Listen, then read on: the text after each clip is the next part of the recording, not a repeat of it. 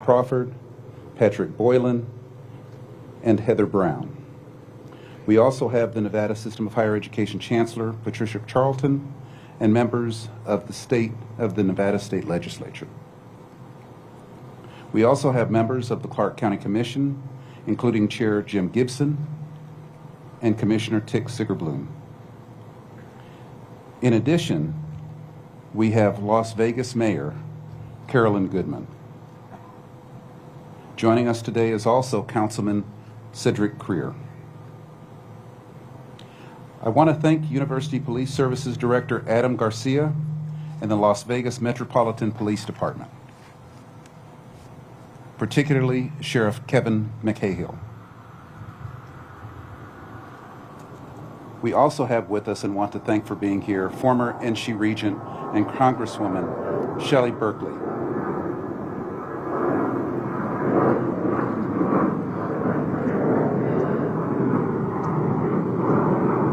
And I also want to acknowledge the members of the UNLV College of Fine Arts and their contributions today. I also want to thank all of the community and business leaders who are joining us here today. Thank each and every one of you for your continuing support of our university, our students, and our faculty and staff. We are forever grateful. I want to give a special shout out to the men and women of University Police Services and all of the support we've received from Metro and law enforcement partners and first responders throughout Southern Nevada. Thank you for your bravery, and thank you for being here with us today. Today, we are also joined by mental health support services from UNLV CAPS and Clark County's Vegas Strong Resiliency Center, who have brought resources to today's event, including emotional support dogs. These folks are here to help. And as I have said in the past, it's okay not to be okay. But if you're in need of help, please ask or pick up materials to follow up later. So let's begin. We gather here today to grieve and to honor the lives of 3 colleagues, friends, mentors who will never be forgotten. We continue to mourn the tragic loss of Lee Business School professors Patricia Navarro-Velez, Dr. Jerry Chang, and College of Liberal Arts professor Nyako Takamaru. These 3 people led remarkable lives. And they've had a very real and a very long-lasting effect on our students. Their colleagues and their families and loved ones that cared so deeply about them were all influenced by their remarkable lives. And we also know that they cared very deeply about those 3 individuals as well. And I have to say, what I've learned over the past several days is just how much those 3 individuals loved UNLV. They loved their students and they loved their colleagues. Today, we'll hear directly from colleagues and students whose lives they touched. We'll also ask them to share just a bit about the influence that they had and the enduring legacy that they have left behind. I know many of us are still struggling to understand how something like this could happen. Perhaps like me, you are feeling right now that your sense of home and your sense of security has been upended. But what has struck me as we painfully try to move through the worst day in the history of this university and the worst day in the lives for some of us is how this moment of darkness revealed the brightness in our friends, in our colleagues, and the strength of togetherness of our UNLV community. But not only just for our university, but the community of Southern Nevada and our entire state. I have been fortunate enough to be able to witness kindness, generosity, and I've seen caring and love. And more than anything else, I've gotten to see hope on the faces of some of our UNLV community. Fear and anger must never rule our actions, but rather let us move forward by using hope and fortitude. Next week at winter commencement, we will continue to honor the memories of those we lost by showcasing the realization of what they worked so hard every day to do.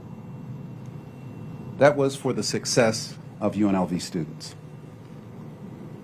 I can think of no greater way to honor the lives of their work by being able to see their students graduate. And in the coming days, weeks, and months, and as we begin to move forward as a university, we will do so together. To our students, you are faced with a situation that no student, no human being should ever have to endure. I admire you for your resilience, and you have my word that we are here for you, and we will continue to support you along your journey of healing. To our staff and faculty, you are the core of our university community and our mission. To those 3 dedicated and beloved educators, members of this core, and what we've lost is beyond words. It will take time, but we'll move forward as a university, but we will never forget Jerry, Pat, and Nyako. And we will be forever grateful for their love of this university, for their love of students and colleagues, and for those that they've left behind. Next, I'd like to invite NSHE Chancellor Patricia Carlton to say a few words.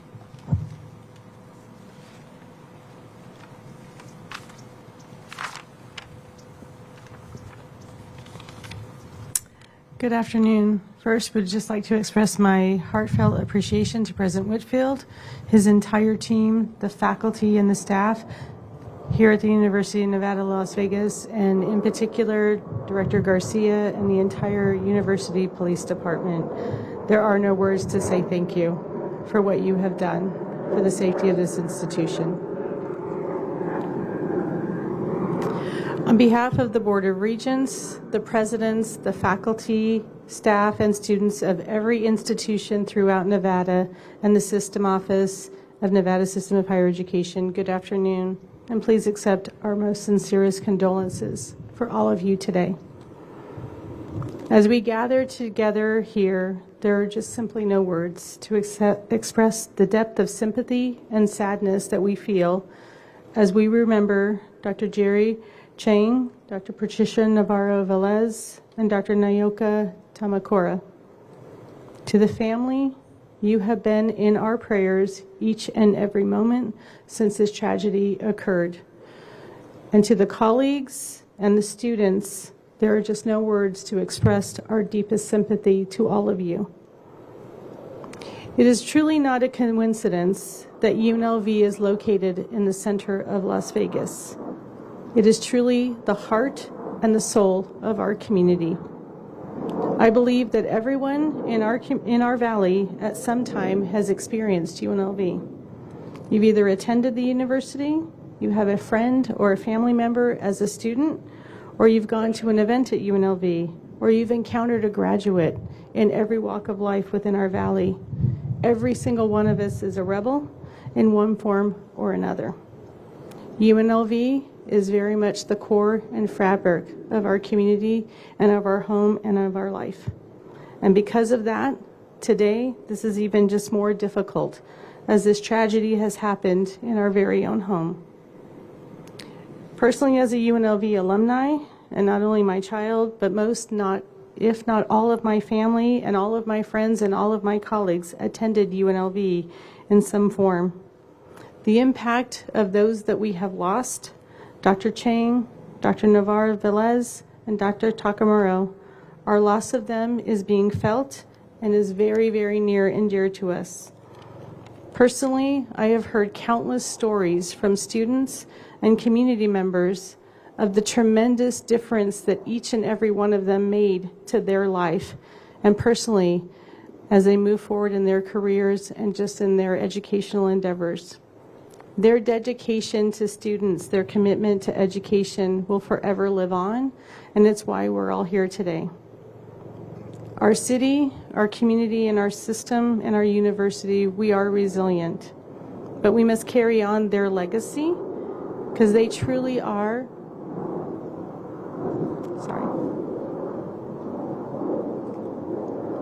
they truly are the very best of us. And each and every day, we will honor them the very best that we can. Our hearts hurt, our hearts are empty. And I hope that we can support one another as the days, the weeks, and the years ahead will be difficult.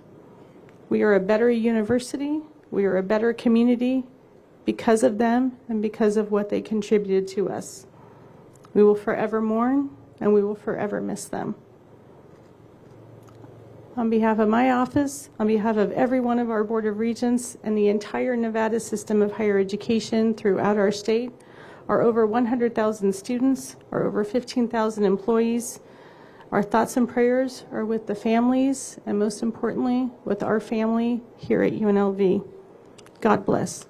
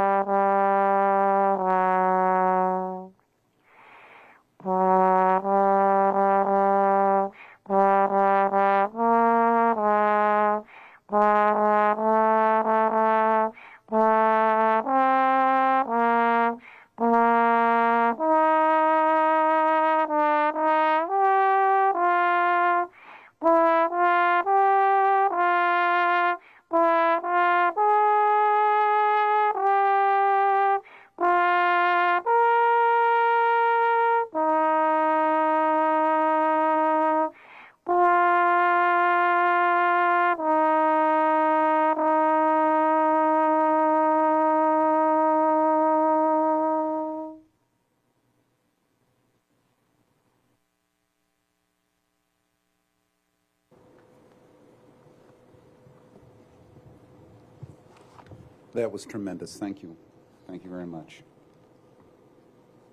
Now, we've invited colleagues and students of Dr. Navarro-Velez, Dr. Chang, and Dr. Takamaru to share a story or two about their lives and the impact that they've had on the lives of others.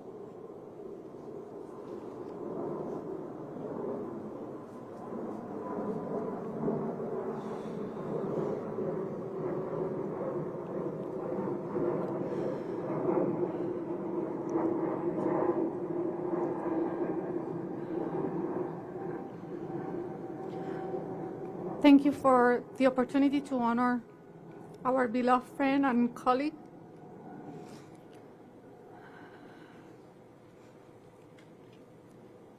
My name is Gloria Roque Melendez. I'm a lecturer at the Department of Accounting. I met Patricia, Pat, when I was invited to talk to her class as a guest speaker by a colleague. We learned how our backgrounds were similar. Both from Puerto Rico, both completed the Masters of Accountancy program at the same school in Ohio, and both started our professional careers with big accounting firms in San Juan. When I saw her in person for the first time, we embraced each other.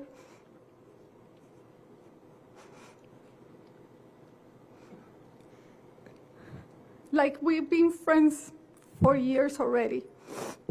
She encouraged me to become a lecturer here at UNLV.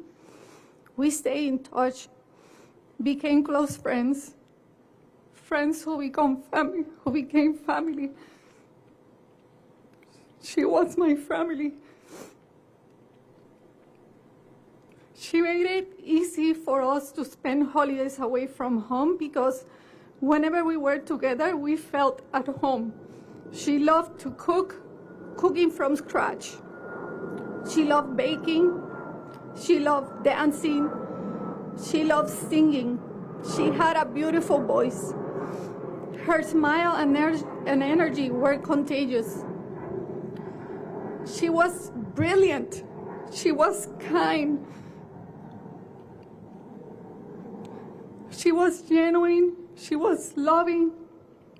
She was a proud Ponceña. She was a proud Puerto Rican, a proud Puerto Riqueña. More importantly, she was a proud mom of four, five counting her four-legged one, a poodle. She was a proud sheer mom. She was also an amazing wife, sister, daughter, aunt, friend, neighbor, colleague.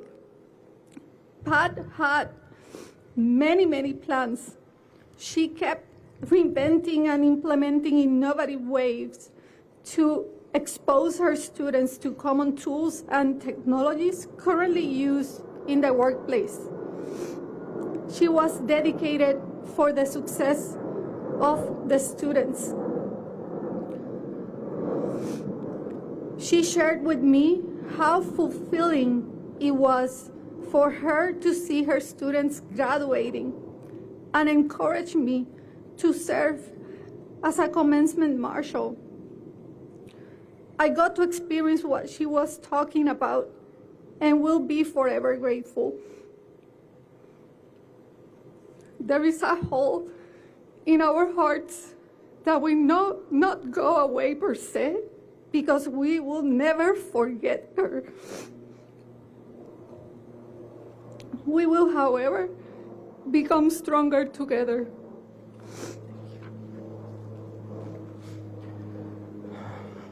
My name is Johnny Trujillo, and I was a student of Dr. Navarro's, studying information systems and accounting here at UNLV. And I was also extremely fond of her and looked up to her.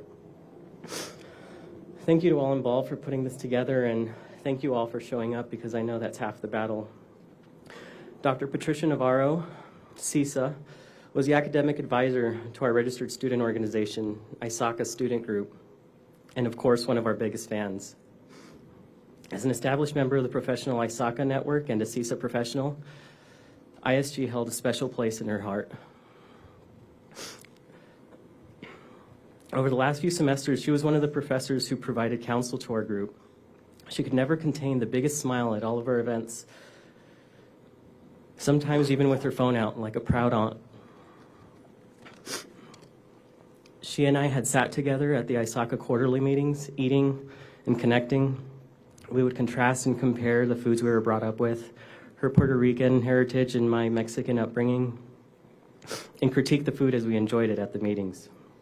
She made it known that she loved hosting and would share her baking accomplishments with us. ISACA Student Group just celebrated our first anniversary in November. And over the past few semesters, we had tried to present to as many accounting and information systems classes as we could. We were pretty grassroots. But she would be ecstatic with joy when we could make it to her accounting information systems class. We never missed one since we got established, and I'm sure she even recorded a video or two.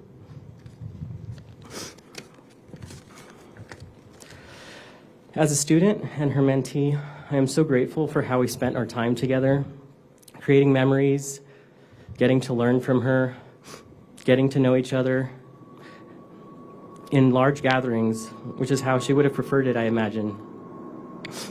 I'll miss her warm, inclusive atmosphere about her. I looked forward to soon calling her my colleague, my peer, my friend when I graduated this year. But we will not waver. Our perseverance is reinforced by her loss. Her legacy will continue in our endeavors as risk, security, and assurance professionals. We will miss you, Dr. Patricia Pat Navarro. Rest in peace.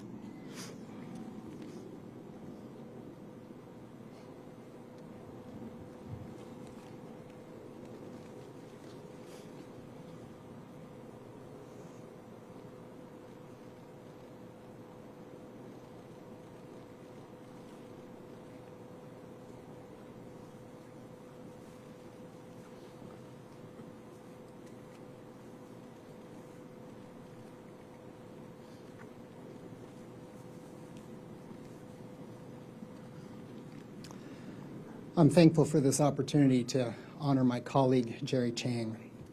I'm Hans Rawhauser. I'm an associate professor in entrepreneurship.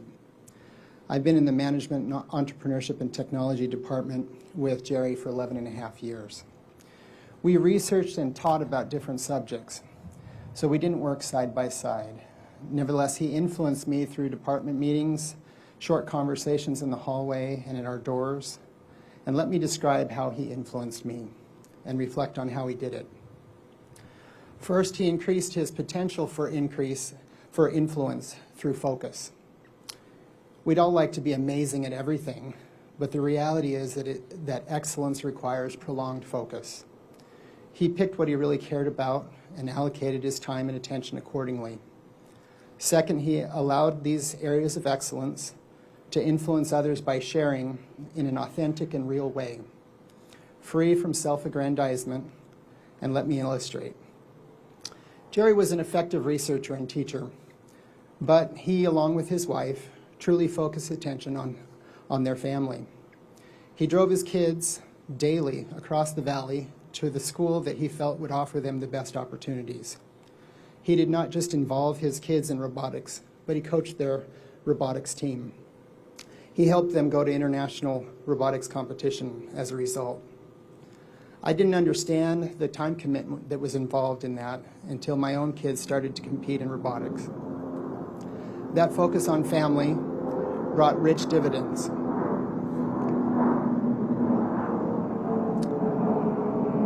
His daughter is in a top MD PhD program after graduating from a highly selective university. His son played piano at Carnegie Hall and the Kennedy Center, and is now studying bioengineering as an undergraduate at another top university. But influencing requires sharing. Jerry shared authentically about what he cared about in an ego-free way. Perhaps the opposite of what you might think of in a university professor. Jerry did not waste words. He would pause and think, often smiling and chuckling, before speaking. If you transcribed his words in a conversation, as I do with some of my research, they would usually be just a few sentences rather than long rambling paragraphs. This approach readied the ground so that lessons carried could take root. For example, I learned of all the successes of Jerry's children from Jerry, but he never bragged or shared in an air of condescension or superiority. I could tell he was proud of his kids, but he was not proud of them for being better than someone else's kids. He did much to help them, but I never heard him speak to take credit for their success. This approach subtly demanded that I assess my own role as a father. His authentic and ego-free approach also helped me to learn how to effectively act as a faculty member. Faculty governance at universities requires faculty to make decisions by votes and in committees. That can sometimes create conflict, and sometimes that turns uncomfortable. His approach with no unwasted words showed me how to avoid unnecessary conflict and escalation. And that reduced the stress of university life for those of us in the department, and especially those of us who were young. Jerry focused on what was most important to him and achieved much as a result. His subtle and quiet way of sharing about his life has influenced me and many others. His life mattered. While his influence will live on, we will miss him.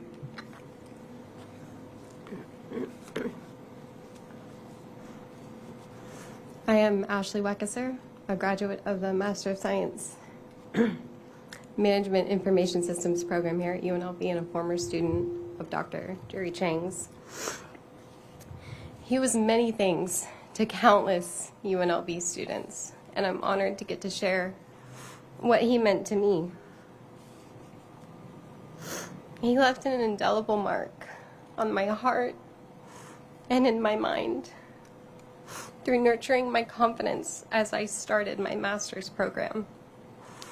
As a young woman with a liberal arts background in a business graduate level program, his support was invaluable. As a graduate assistant in his department seeking direction, I knew I could always count on his office door being open and on him being there. He was always there and always willing to help us, whether it was related to our courses, related to raising our children, or making the perfect cup of tea. His endless encouragement and his unwavering patience transcended the classroom, as I'm sure many of you know. His dedication to sparking our curiosity as students and supporting our individual journeys as spouses and parents helped make our transformation from sleep-deprived graduate students to industry professionals possible. I never knew what people meant when they said that someone had kind eyes, and now I know.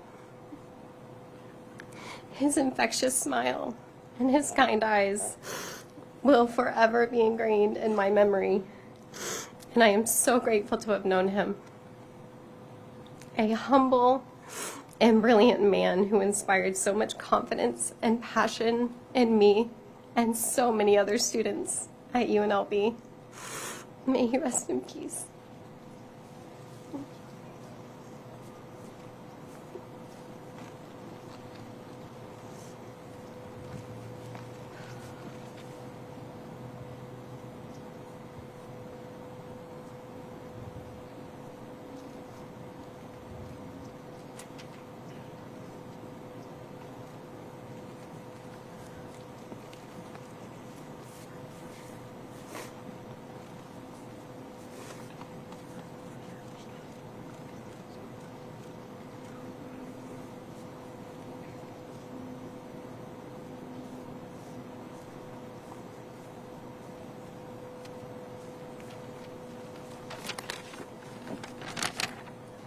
Good afternoon.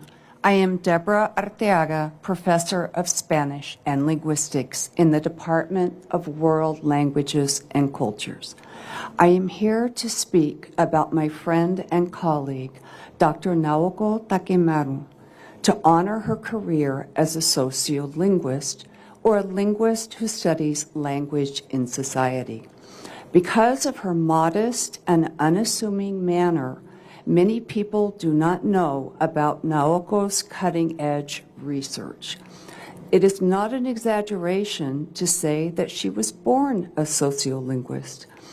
When Naoko was a young child, her parents read Japanese folktales to her, some of which figured an evil character, an ogre disguised as a woman.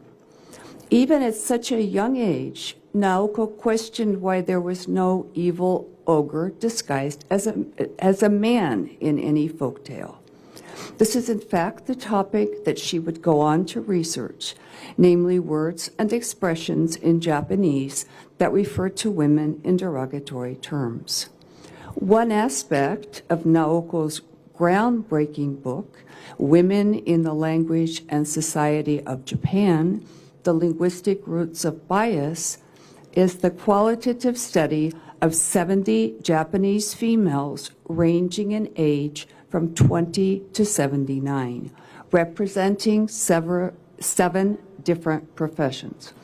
In her study, Naoko asked the participants to complete a written questionnaire in which they were to list the Japanese words and expressions that they found the most disparaging to women and to explain why. Naoko's research is unique and important because it presents a wealth of examples that give a voice to Japanese women about gender bias in their language. Over many cups of tea, Naoko and I discussed different fields of linguistics and our own research. Because of Naoko's violent murder, we lost not only one of the best human beings I have ever known, but also a first-rate sociolinguist. Thank you.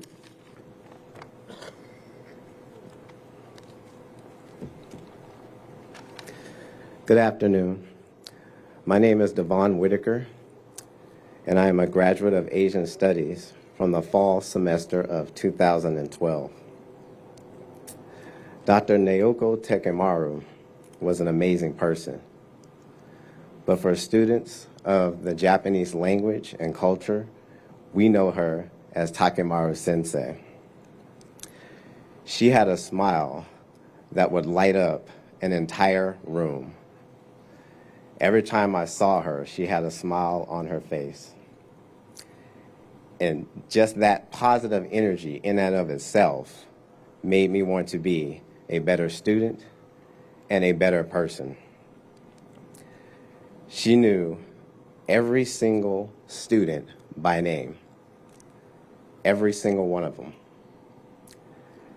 And accountability was very important to her.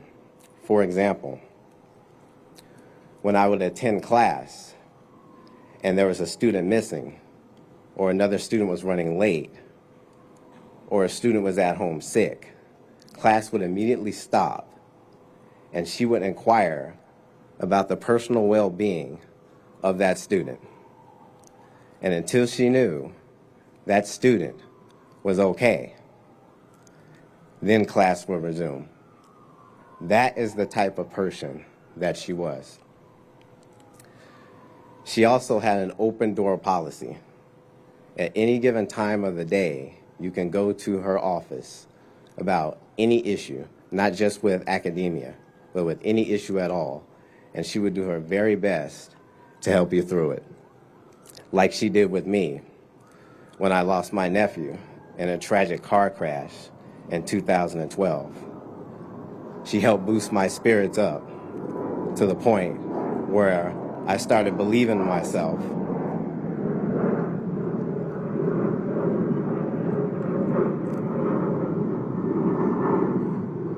To the point where I started believing in myself more and more each and every single day. That drive and that passion that she instilled in me is priceless.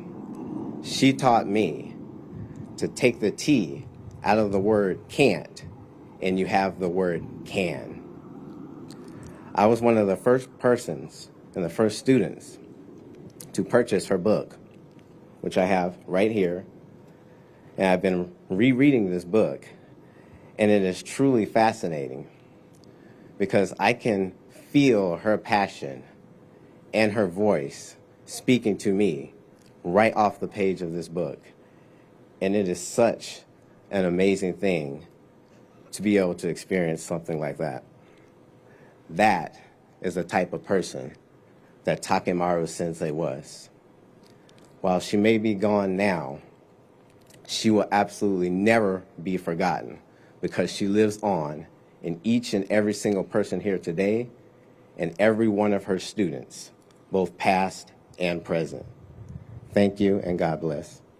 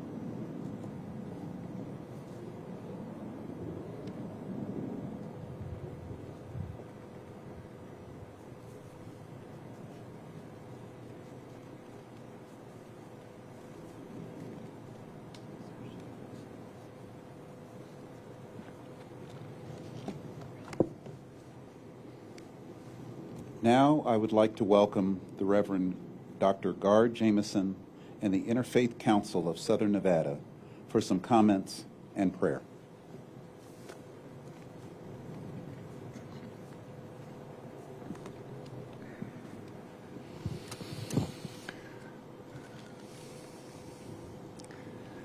Well, you've just heard three accounts of three remarkable people. In the Catholic Church, they would call these saints. Takamaru Sensei, Pat, Jerry, we bow to you. We are humbled by what you have taught us as persons and as scholars and as children of the divine.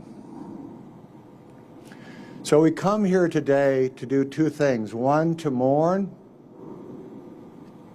and so to the families and friends of Pat and Jerry and Takamaru Sensei, our deepest, deepest condolence. Nobody knows your loss, but we pray for you. One thing I have learned in my 70 years is that when we mourn, our hearts break. And when our hearts break, they grow. And so in a strange, peculiar way, you've all been given a gift today to allow your heart to grow just a little bit larger and to allow yourself to be affected by the integrity and authenticity of these three remarkable individuals. So for that, we give thanks. We've also come here to honor them. So how do we honor three remarkable, incredible individuals such as these? I think we honor them by aspiring in our own life to be more than what we are in this moment. To, as Takamaru Sensei did, to smile at every person you meet, to be kinder, to be more patient with every person you meet. And so one of my dear friends, Scarlett Lewis, was the mother of Jesse Lewis. Jesse was shot at Sandy Hook Elementary School. Jesse was 6 years old. When the shooter came into the room, Jesse told his fellow students to spread and run, and he probably saved 11 kids in that classroom as a result of his courage. But as Scarlett shared with me, before Jesse went to school that day, he went to the chalkboard in the kitchen and he wrote 3 words: nourish, healing, love. Nourish, healing, love.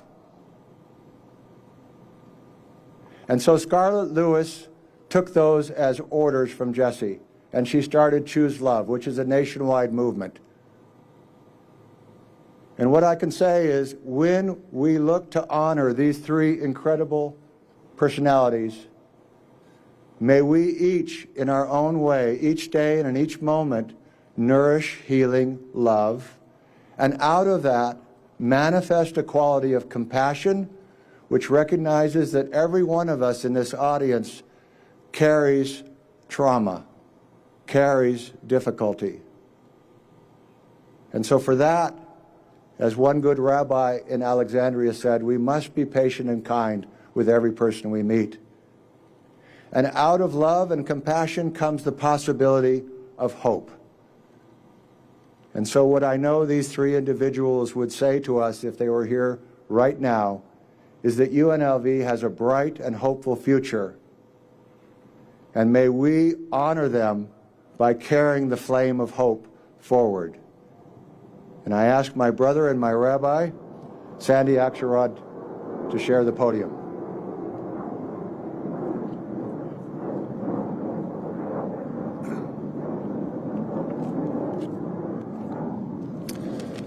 Hi, I'm Rabbi Sanford Axelrod of the Jewish Faith, proud member of the Interfaith Council. As I look out here, I reflect upon the fact that we gather on sacred ground. It's a beautiful day. It belies the horror and tragedy of the week past. But this day is bright. It is filled with light. And that's how I want to remember this day.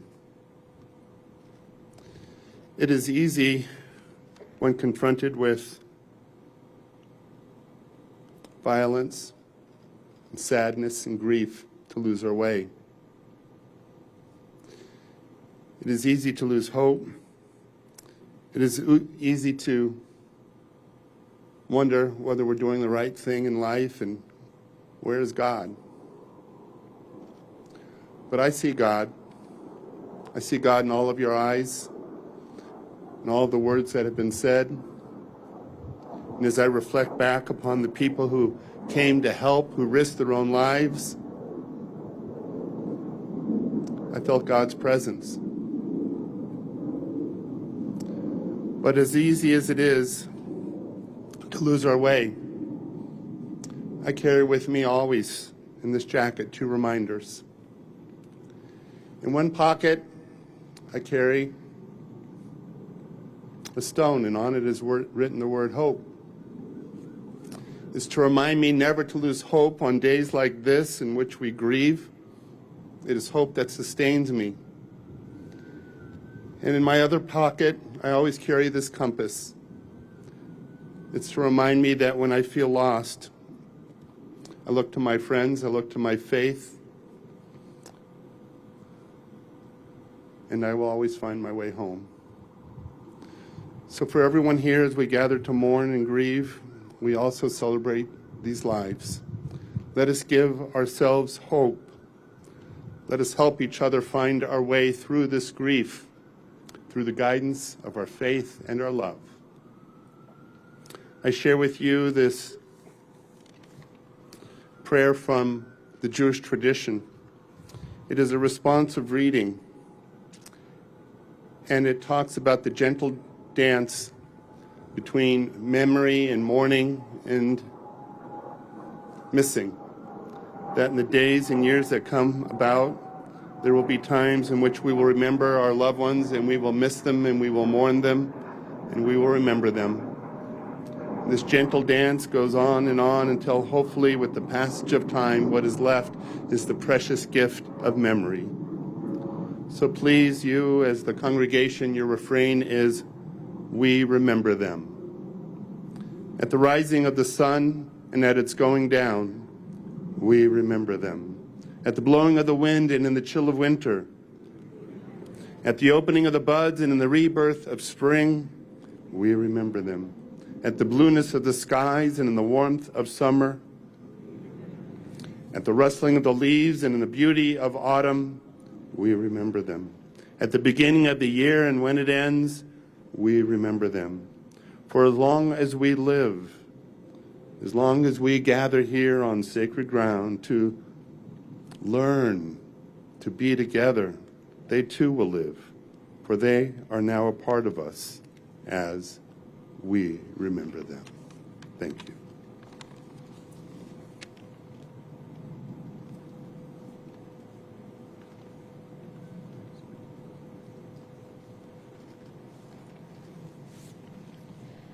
Good afternoon. My name is Jenna Caliph. I'm a Muslim, and I am a senior at Bishop Gorman High School and president of the St. Francis of Assisi Interfaith Club. I'm proud to come from a strong line of UNLV alumna.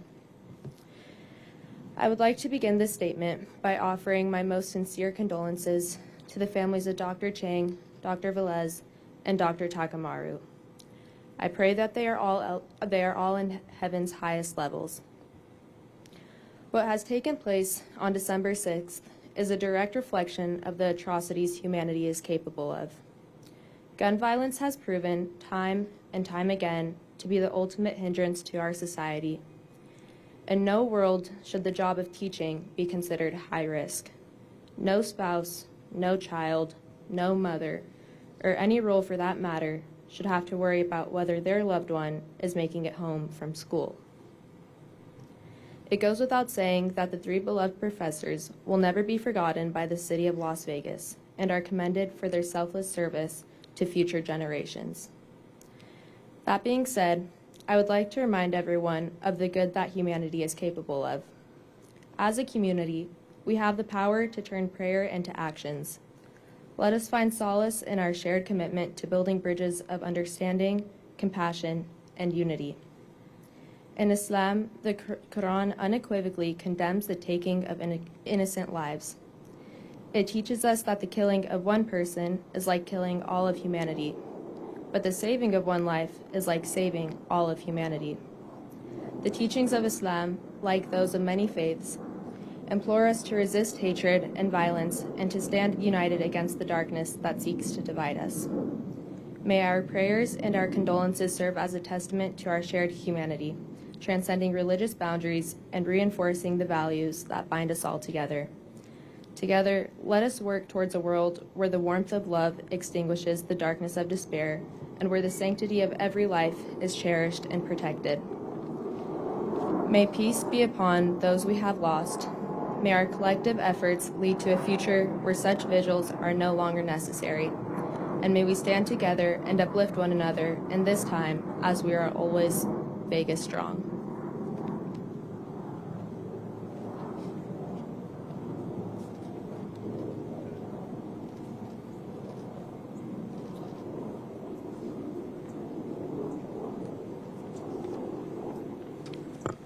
Good afternoon. I'm Reverend Catherine Gregg. I'm an Episcopal priest, retired from the Diocese of Nevada.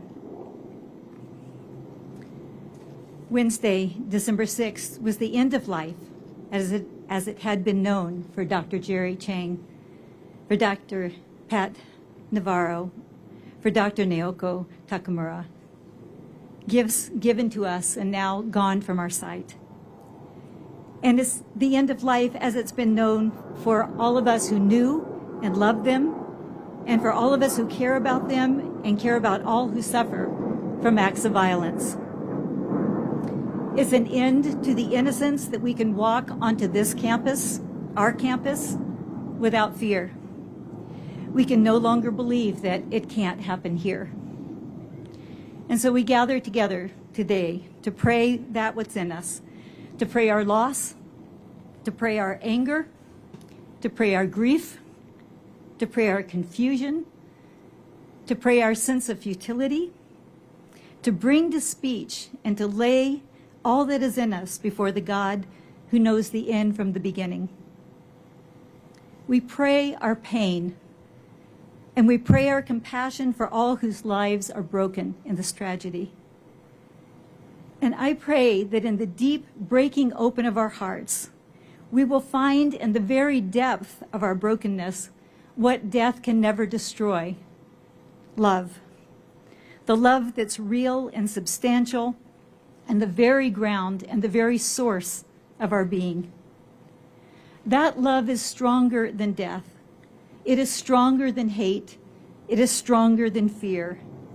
And it's only that love that will heal and that will cause us to endure, that will heal this campus and that will heal the world.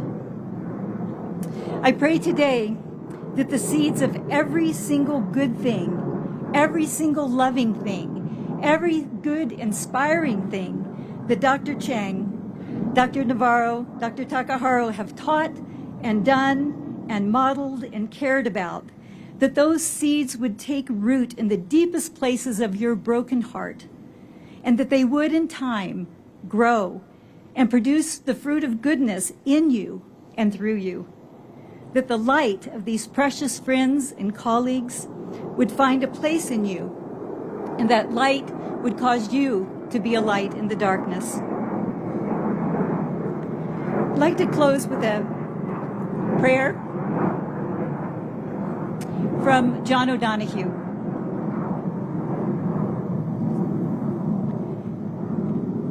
Though we need to weep your loss, you dwell in that safe place in our hearts where no storm or night or pain can reach you now. Your love was like the dawn, brightening over our lives, awakening beneath the dark a further adventure of color. The sound of your voice found for us a new music that brightened everything.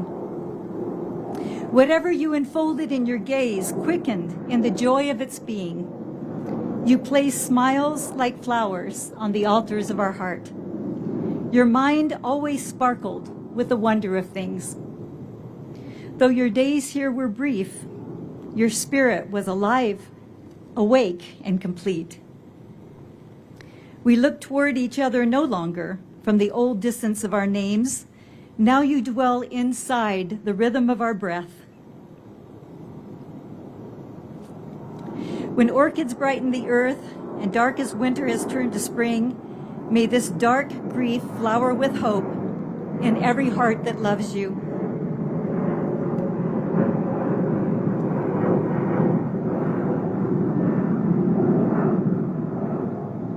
May you continue to inspire us to enter each day with a generous heart, to serve the call of courage and love until we see your beautiful face again in that land where there is no more separation, where all tears will be wiped from our mind, and where we will never lose you again.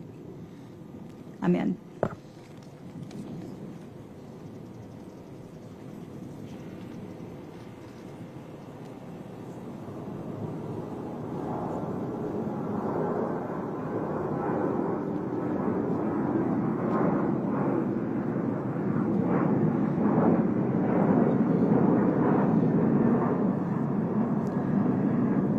I am Candace Kant. I represent nature-based or earth-based spiritualities. In troubled times, we remember who we are. We are spirit. We are life. We are loving and compassionate people. We are comforted by each other's presence. Though the world is troubled, we walk each day surrounded by love. Though life is uncertain, we celebrate existence.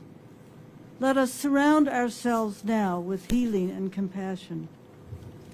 We call upon the East, energy of air and intellect. Bless us with your cleansing breath, dry our tears. Remember, you are air. Be still, focus, decide. We call upon the South, energy of fire and passion. Burn away what we no longer need. Remember that you are fire. Have courage, ignite, transform. We call upon the West, energy of water and emotion. Deepen our compassion. Let love flow through us. Remember that you are water. Cry, flow, cleanse. We call upon the North, energy of earth and stability. Enable us to endure, to nurture, and to give. Remember that you are earth, ground, build, give. We call upon the above, infinite light of day and the countless stars of night. Remind us that you are vast, beautiful, and majestic beyond our understanding. Remember that you are star stuff. Expand, shine brightly, love. We call upon below, place of stillness and wisdom. Let your cool, quiet darkness enfold and nurture us. Remember that you are all potential. Germinate, birth, and grow.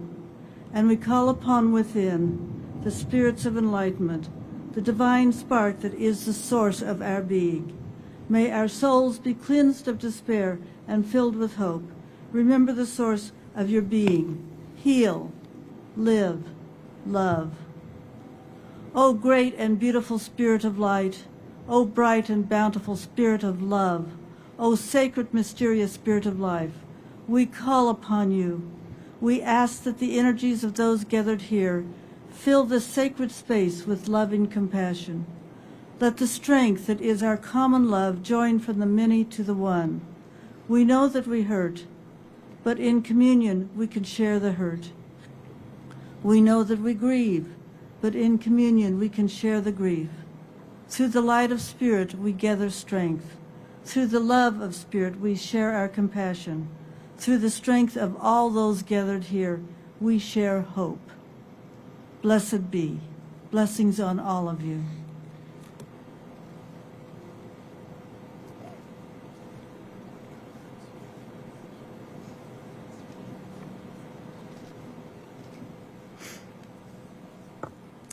My name is Cantor Jessica Hutchings, and I'm representing Judaism. Author of life, humanity has turned violent, crushing lives, upending dreams, attacking our hearts with vitriol and hatred in this act of calculated terror. Today, we add UNLV to the list of places where innocent, beautiful people, Dr. Chang, Dr. Navarro, Dr. Takamaru, have been murdered. Source and Creator, grant perfect rest to these beautiful people whose lives were cut short by witless aggression. Remember with love all of you, the survivors of these horrors. May you be sheltered with comfort and consolation, blessing and renewal. May you be granted endurance to survive, strength to rebuild, faith to mourn, courage to heal, and devotion to each other. Heavenly Guide, hand of love and shelter, grant the victims of terror your protection, your wholeness and healing, and your peace. It is a fearful thing to love what death can touch, a fearful thing to love, hope, dream to be, and hope to lose. A thing for fools this, and a holy thing to love. For your life has lived in me, for your laugh once lifted me, for your word was gift to me. To remember this brings painful joy. Ooh. 'Tis a human thing, love, a holy thing to love. 'Tis a human thing, love, a holy thing to love, to love, to love, to love, to love what death has touched.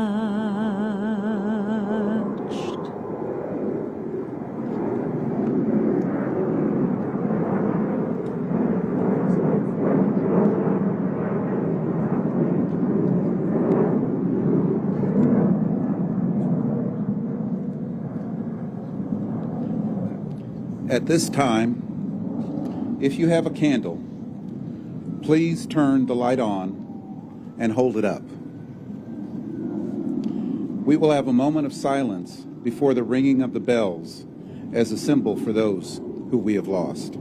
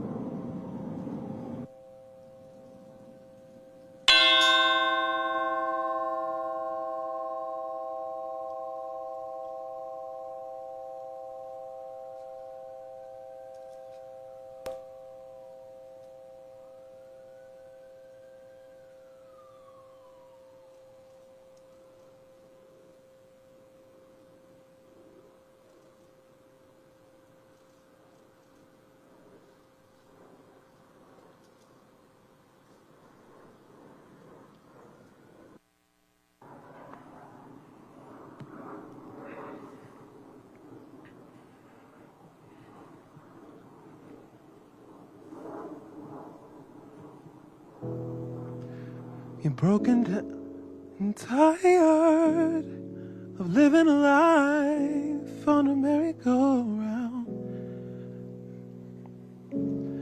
and you can't find the fighter, but I see it in you, so we gon' walk it out. But I see it in you, so we gon' walk it out. I'll rise like the day, I'll rise up, I'll rise unafraid, I'll rise up, and I'll do it 1,000. I like the waves, I'll rise up, and I'll do it 1,000 times again. And I'll rise up, I like the waves, I'll rise up, in spite of the ache, I'll rise up, and I'll do it 1,000 times again. For you.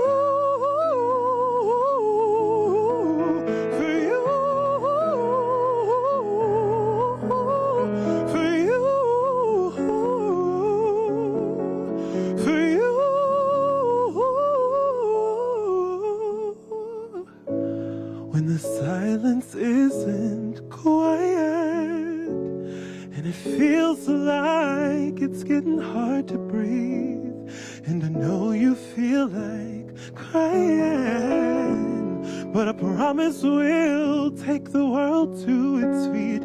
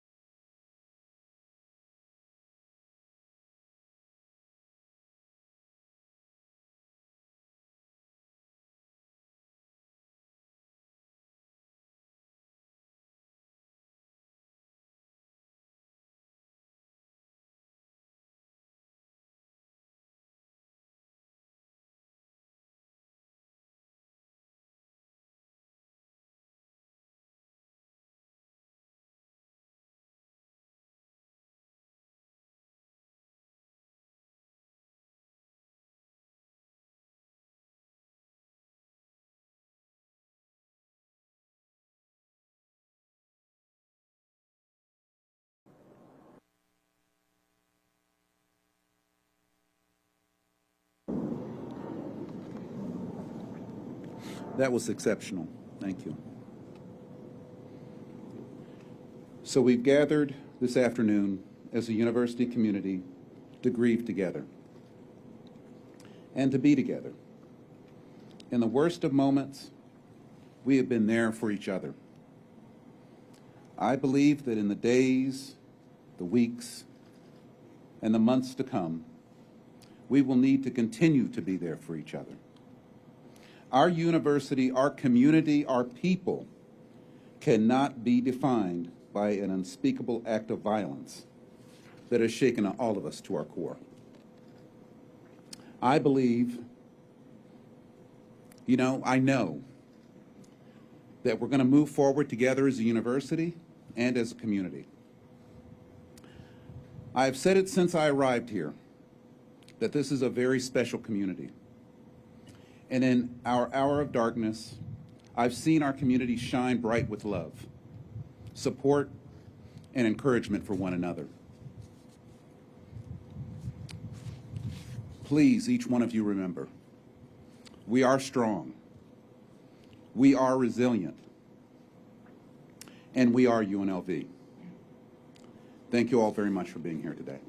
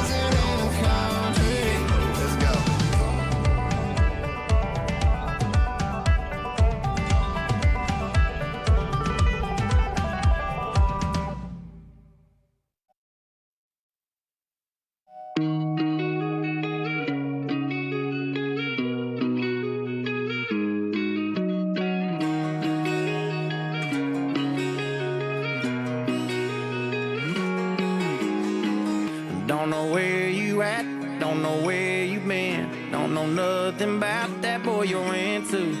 Don't feel bad for you, but I feel bad for him, and all the hell you gon' be putting him through.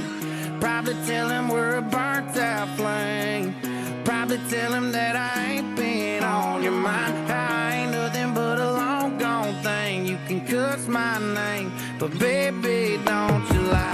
When you're tasting what he's drinking, are you thinking about me? When you're riding where he's driving, are you missing my street? Every time you close your eyes, tell me who do you see?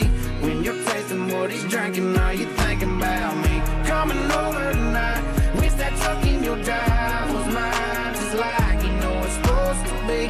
When you're up in his bed, am I up in your head, making you crazy? Tell me, baby, are you thinking about me? Are you thinking about? Are you thinking about? When you're tasting what he's drinking, are you thinking about me? Do you hide your phone? Did you change my name? When he wants to go to our go-to place, do you tell him you can't, then go out of your way to be somewhere, any damn where I ain't? When you're tasting what he's drinking, are you thinking about me? When you're riding where he's driving, are you missing my street? Every time you close your eyes, tell me who do you see? When you're tasting what he's drinking, are you thinking about me? Coming over tonight, wish that truck in your drive was mine, just like you know it's supposed to be. When you're up in his bed, am I up in your head, making you crazy? Tell me, baby, are you thinking about me? Are you thinking about? Are you thinking about? When you're tasting what he's drinking, are you thinking about me? Don't know where you at, girl, I know where you ought to be. When you're tasting what he's drinking, are you thinking about me? When you're riding where he's driving, are you missing my street? Every time you close your eyes, tell me who do you see? When you're tasting what he's drinking, are you thinking about me? Coming over tonight, wish that truck in your drive was mine, just like you know it's supposed to be. When you're up in his bed, am I up in your head, making you crazy? Tell me, baby, are you thinking about me? Yeah, are you thinking about me? Are you thinking about me?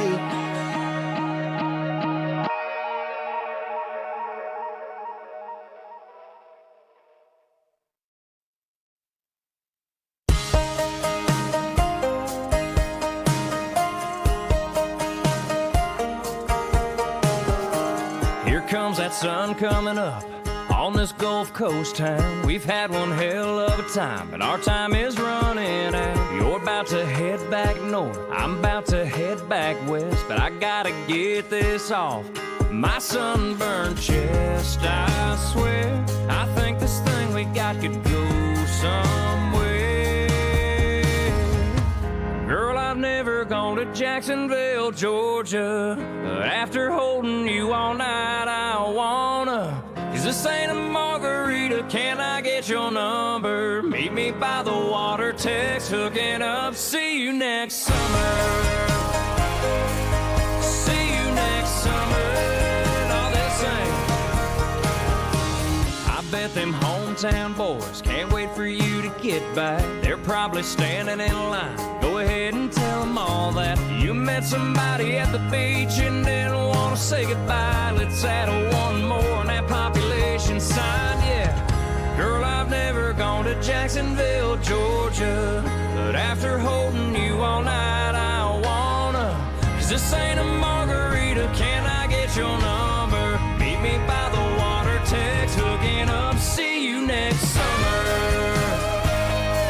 See you next summer. All the same.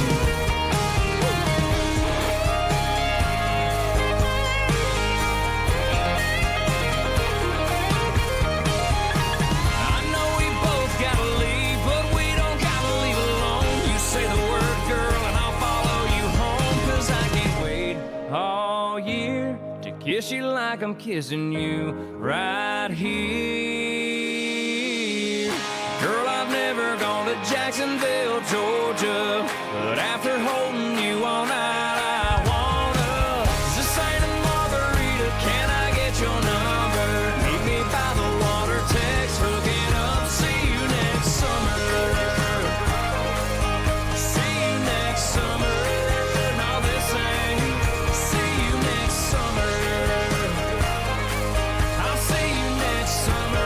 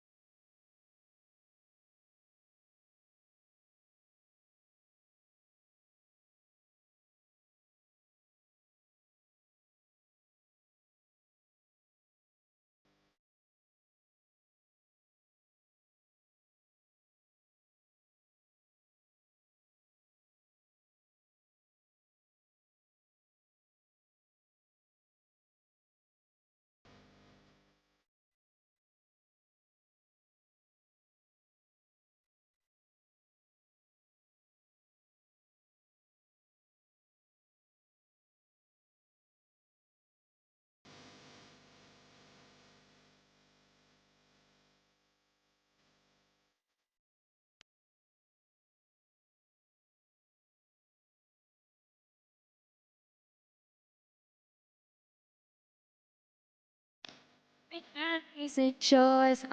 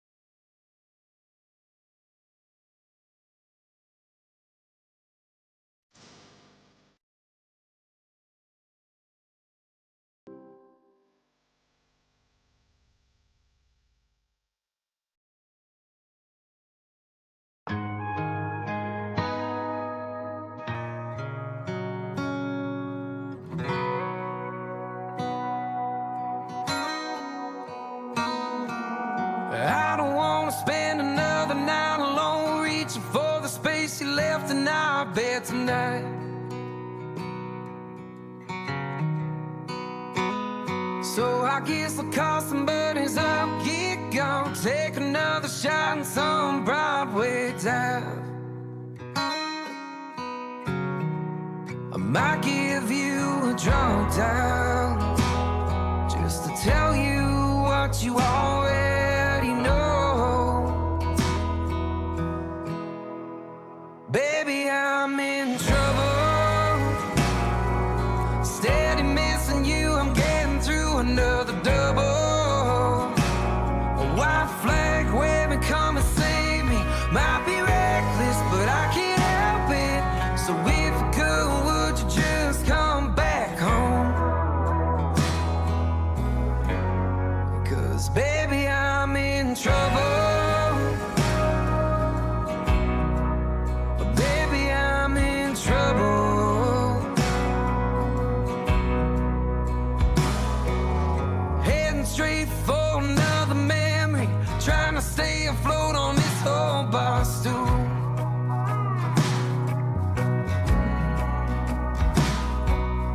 Wishing you would call, but you won't.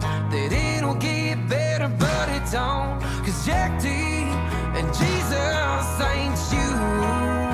Baby, I'm in trouble, steady missing you, I'm getting through another double.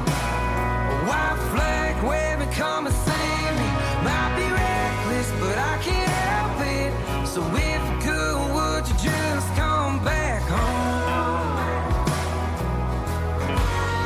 'Cause baby, I'm in trouble.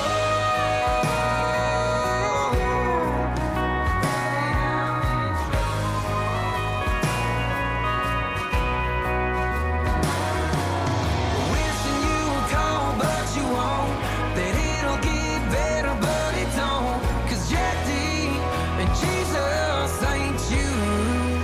Baby, I'm in trouble.